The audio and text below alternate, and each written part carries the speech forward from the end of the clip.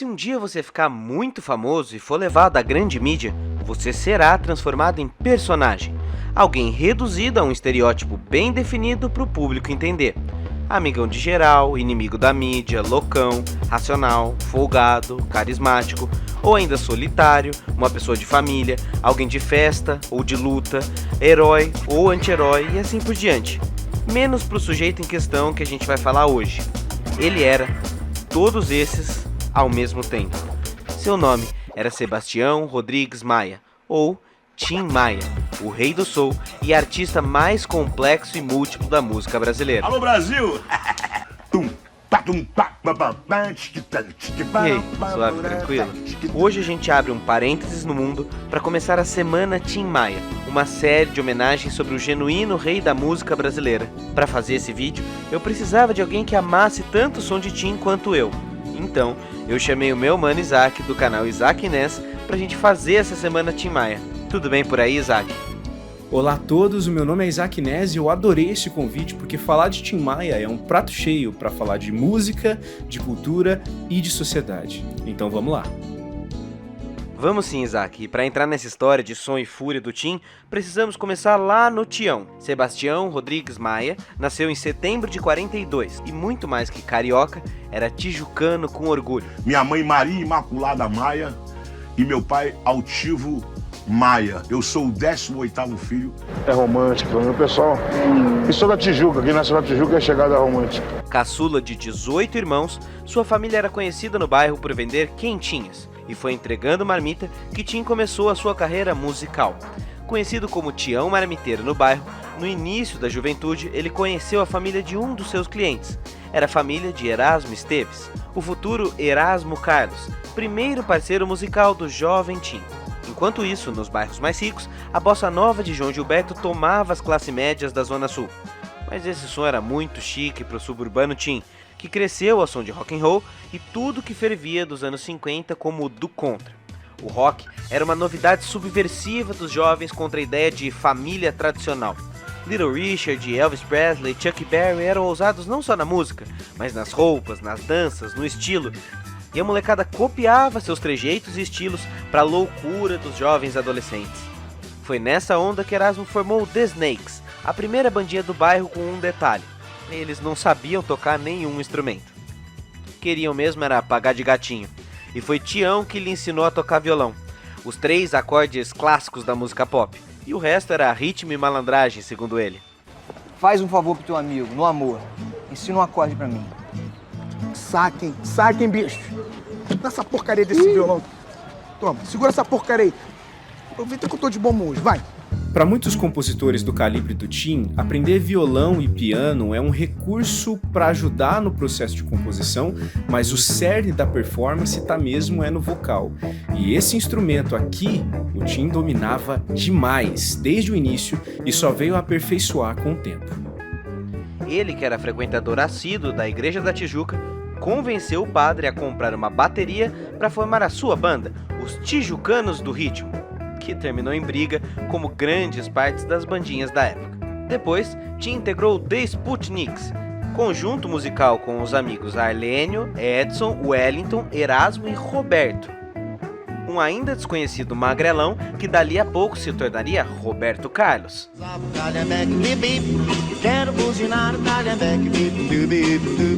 Sputniks era completamente influenciado pela música americana e o rock and roll, e chegou a fazer um sucessinho.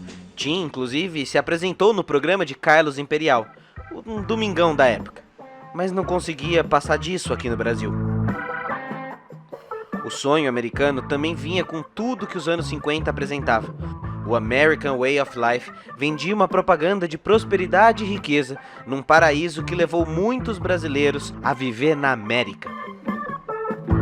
A cabeça da juventude estava tomada por propaganda de Guerra Fria. Em 59, as coisas já não vinham bem para Tim. E depois de uma frustrada tentativa de participar de um grupo de bossa nova, não ser mais chamado no Carlos Imperial e a morte de seu pai, nada mais o prendia ao Brasil. Era preciso ir além, buscar novos ares. E com 18 anos, Tim inventou para a mãe que ia estudar inglês e embarcou para a viagem mais longa de sua vida. Há quem diga que essa viagem talvez nunca mais tenha terminado. Chegando aos Estados Unidos com mala, cuia e malandragem, Tião encontrou uma casa para ficar, trabalho para sobreviver, mas o que encontrou lá não foi exatamente o sonho que haviam prometido. Tião viveu na pele o racismo americano na época da segregação e viu nascer com os próprios olhos o movimento dos direitos civis aos negros. A barra era pesada. Ser negro nos Estados Unidos alterou a rota de sua vida. Mas o ano era 59 e o destino estava para Tim Maia. Este foi o ano também da criação da Motown, o selo responsável pela difusão do Soul Motown, um ritmo novo que tomava os subúrbios americanos. E é claro que em pouco tempo, o Jimmy the Brazilian, um apelido que ganhou pelas ruas, fez amigos e montou o próprio grupo, o The Ideals, e diz ele que chegou até a gravar um compacto, coisa que ninguém nunca achou. Mas como a intensidade é o nome do meio de Tião, a vida de Jimmy não era fácil. Viveu nos guetos, trabalhou como lavador de pratos, cuidou de idosos, limpou neve e foi ali que ele conheceu as drogas. E se formou como um anti-herói. Foi preso algumas vezes por pequenos furtos no bairro. E a não adesão às regras passou a ser a tônica dessa vida desvairada. Depois de 5 passagens pela polícia, por roubo de carro e porte ilegal de substâncias, os gringos mandaram Tim de volta para o Brasil, no fatídico ano de 64. Num Brasil muito diferente. Além da ditadura que agora mandava no país, seus amigos de infância bombavam nas paradas de sucesso. Jorge Ben e Simonal ousavam no samba jazz. Erasmo e o magrelinho Roberto agora eram o rei das paradas de sucesso e ícones da beleza juvenil. Tim tinha ficado de fora da festa. Sem desistir, mudou-se do Rio para São Paulo, a terra da música, para tentar contato com os amigos famosos, mas era constantemente renegado. Para a Jovem Guarda, a imagem de Tim era muito chocante para o padrão dos garotinhos brancos de classe média do Rio. O público não estava acostumado com essa imagem forte do soul, e Tim tinha consciência disso. O soul sempre foi um gênero gringo mais energético. Não tem melhor exemplo disso do que Sex Machine, do James Brown. As linhas de baixo, que no jazz tradicional são mais melódicas, aqui parecem um motor de carro dando partida misturado com um coração acelerado, entusiasmado. Soul é movimento, é uma coisa corporal. E nesse sentido, dá pra dizer que o que há de correspondente aqui no Brasil a isso é o funk. Mas não esse funk de playboy branco, funk de favela, de baile, de gente dançando a noite inteira pra esquecer o que vai enfrentar no dia seguinte. E tanto os bailes funk de favela quanto as festas gringas nas quais tocava soul, era cheio de gente preta, alegre, dançando, chapada e se pegando. Talvez venha daí a resistência a esses dois gêneros. A gente simplesmente não tá acostumado a ver gente preta sendo feliz. Pois é, se a gente parar pra pensar, anos 60, negro, gordo, ex-preso e trazendo swing sem papas na língua já era difícil de ganhar espaço. Ainda mais quando essa pessoa decide não se vender ao sistema da indústria musical. Aí, vixe, fica difícil a entrada no meio artístico. O grilo todo é a grana. O mundo está totalmente envolvido, o mundo inteiro pela grana. Então, o mundo só vai ficar legal depois que terminar o dinheiro. Porém, que não me falte nenhum enquanto não terminar, entendeu? Agora, tem o seguinte, o grilo todo é a grana. O filho e abandona o pai, mata. Ele pensa primeiro na grana, ele quer a grana, ele rouba a grana, todo mundo roubando, todo mundo é o padre, é o bispo, é o sacristão, é o macumbeiro, é o presidente, é o deputado, é o cineasta. Tim chegou a compor músicas para Roberto Carlos, mas era isso, um operário por trás dos bastidores. Quando finalmente conseguiu gravar o seu primeiro EP, a qualidade ficou péssima. Segundo Nelson Motta, seu grande amigo e biógrafo, técnicos de som gravavam apenas rock, sambas ou boleros. Ninguém sabia gravar a musicalidade do funk soul. Mas ali, o Tim Maia que conhecemos já estava vivo. Eu acho muito emblemático que a primeira música gravada de Tim já traga esse relato de sua vivência como negro nos Estados Unidos e o seu contraste quando voltou ao Brasil. Pensei e aprendi muito no seu país, justo no seu país. Porém, meu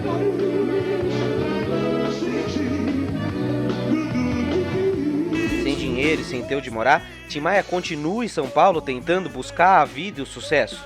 E foi numa dessas que encontrou forças no amigo e cantor paraguaio Juan Rolón, que estava bombando no Brasil com o nome artístico de Fábio Stella. Fabiano, como era chamado por Tim Maia, lhe deu abrigo e ofereceu lugar para dormir nos tempos mais difíceis. Não é que o gordinho apareceu lá com a malinha dele? Não tinha mala, né? Tinha uma sacoleta assim.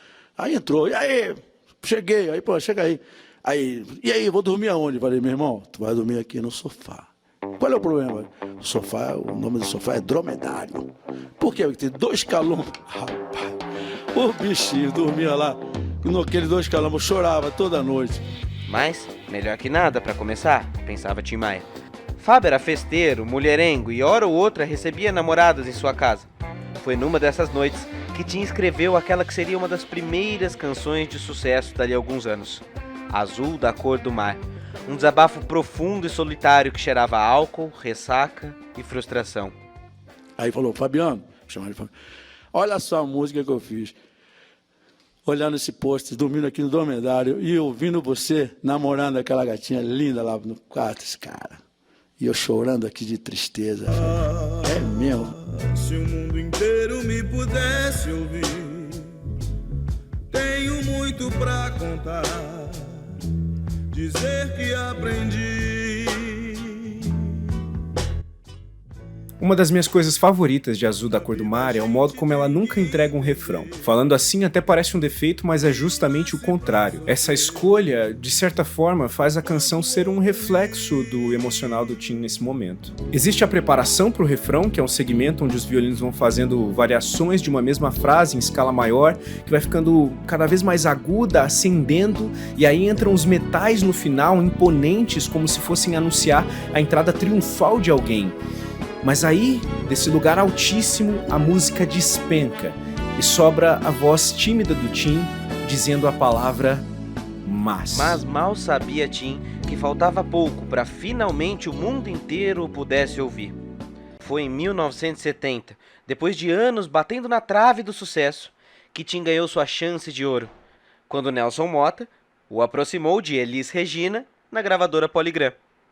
Onde estava gravando a Elis, e falei, mostra aí as suas músicas e tal.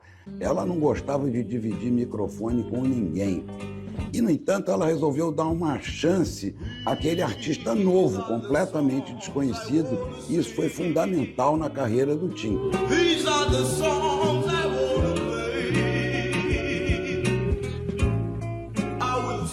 O som explodiu no país. Foram milhares de cópias vendidas. Topo das paradas de sucesso e o começo da glória de Tião Marmiteiro.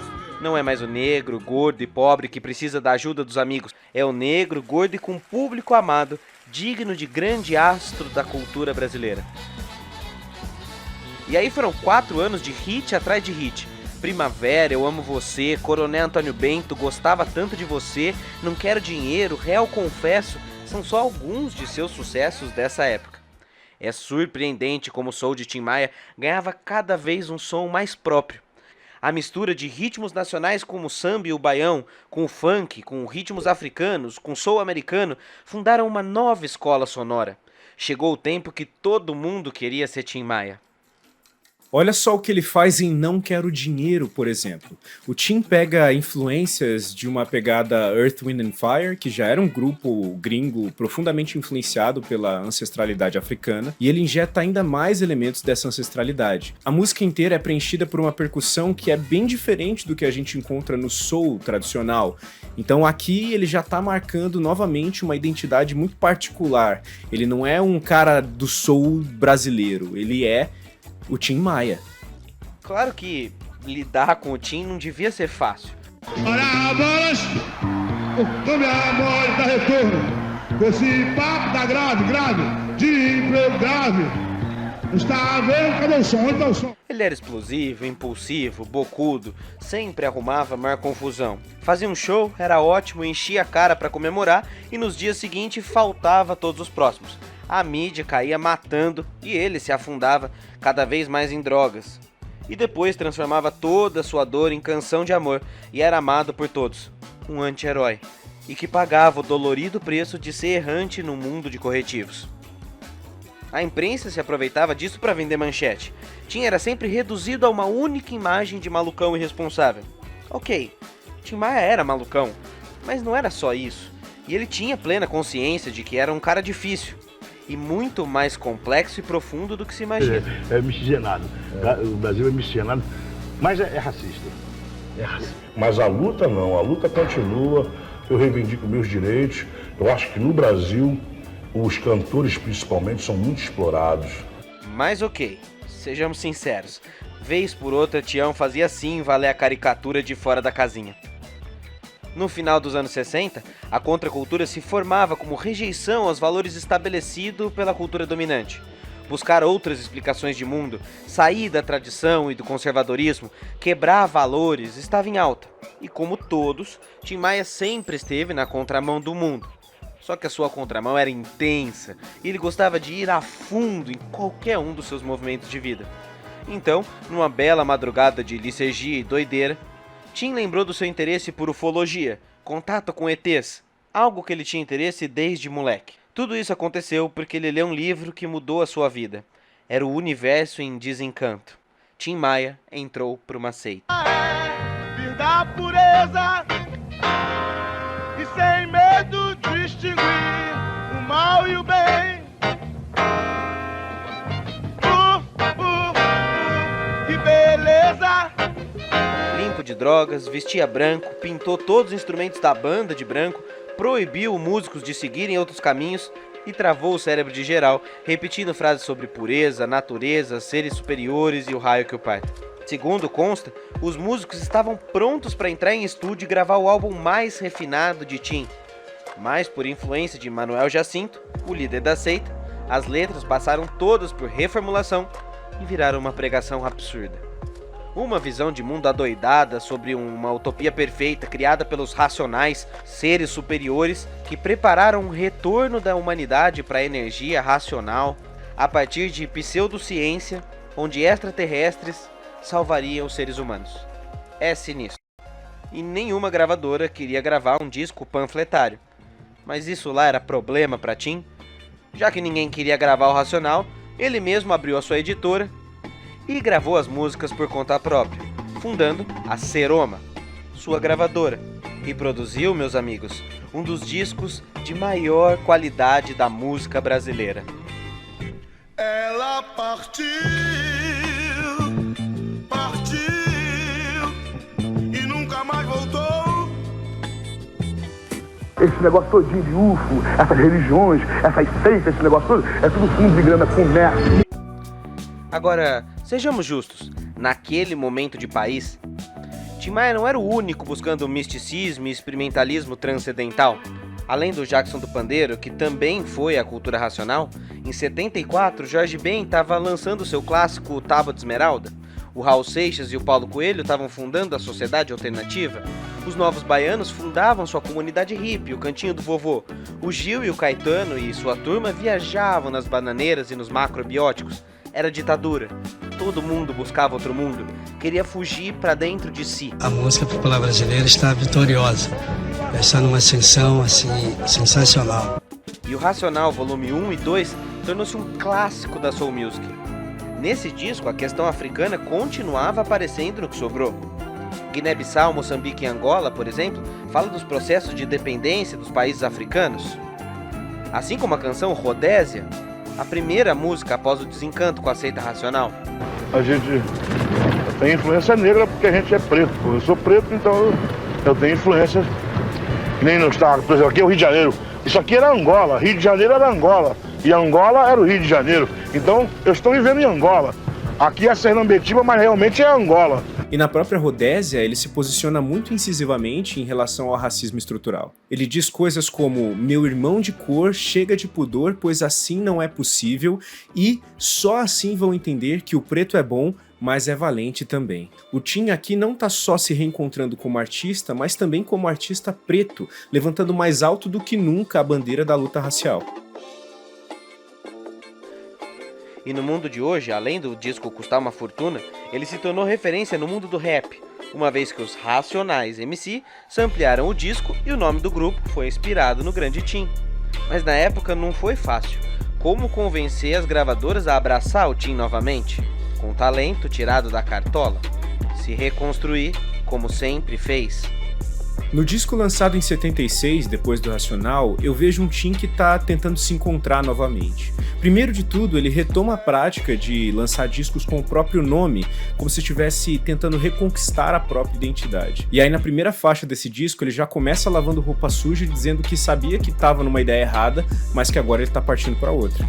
Só pensa na grana, 70%, 50%, 4,5%, bonitinho, mas quanto deu na pontaria? Aquelas formigas pensando na grana. E graças ao meu bom Deus, eu não tô pensando mais em grana, que eu já tenho um pezinho de meio lá. Meu negócio é só cantar bonitinho. E é assim que Tim Maia voltou ao pop, à festa e a faltar a shows. Lançou Do Lê Meu Pontal, Descobridor dos Sete Mares e muitas canções que embalavam as casas de disco até hoje. Ou seja, muito mais do que Tim Maia e a contradição, esse vídeo é sobre Tim Maia ser uma contradição. Uma contradição perfeita. Hoje a gente tinha convidado Tim Maia.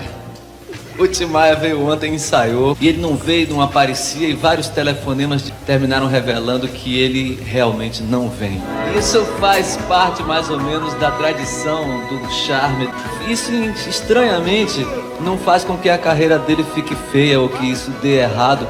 É igual a rouquidão da voz dele, aquelas... O que seriam falhas se tornam enfeites, né? Tornam aquilo ainda mais bonito. Nos anos 90, começou a pagar a conta da vida desenfreada pelo seu corpo. A saúde não ia bem. Em 97, conseguiu finalizar a sua viagem para os Estados Unidos. Voltou para lá e encontrou raízes. Tentou ser deputado. E nós estamos precisando de gente nova no Senado. Inclusive pessoas que são mais escuras do que o azul, ou seja, pretos. Precisa de preto no Senado, nos deputados, em todo lugar. O Brasil é racista e vamos parar com isso. Vai ter um preto lá no Senado, um preto consciente, Tim Maia. E era assim, difícil, complexo, cheio de problemas para arranjar. É por isso que alguém com uma história tão deslumbrante é quase uma lenda. Um eterno artista que viveu e continua vivendo em nossa música, na fronteira entre o que realmente foi e o que o mundo pintou do que ele foi. Muitos em um só, como todos nós. Em março de 1998, Tim passou mal em um show e partiu. O dono de um vozeirão sem limites. Tim Maia morreu ontem aos 55 anos por causa de uma infecção generalizada. Tudo passa, tudo sempre passará. E o que aconteceria se esse cara que deu tanto o que falar lá nos anos 70 e 80, de repente aparecesse em 2021? O que ele estaria dizendo e o que as pessoas estariam dizendo dele? Qual seria o impacto da presença do Tim nos nossos dias, tanto na música como nas comunidades que o abraçassem? Isso a gente vai falar no próximo vídeo com a participação do Normose lá no meu canal. Até lá! A música brasileira é a música mais bonita do mundo e a menos divulgada do mundo. É a mais bonita, a mais harmônica, a mais rítmica, a mais criativa e a menos divulgada devido à cabeça dessa rapaziada que cisma de enquadrar tudo e limitar tudo.